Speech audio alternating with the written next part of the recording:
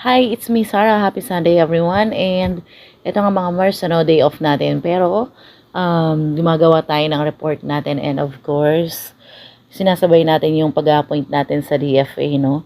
Ito nga, shoutout to Ma'am BJL Manalang from our TikTok account, ano? Nagtanong siya, Ma'am, magpapa-appoint po sana ako.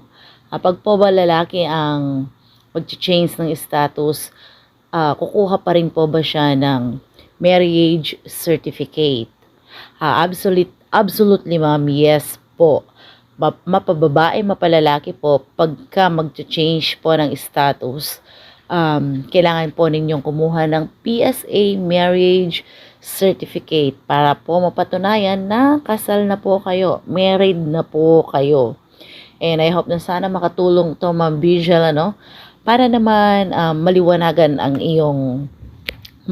at alam mo kung ano yung gagawin mo.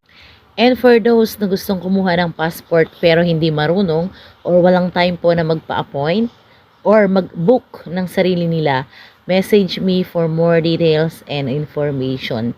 Singit ko na rin po na nag-a-assist po tayo ng Teen ID, mga Mars. Message na rin po ako para po alam nyo kung ano po yung mga details. Okay.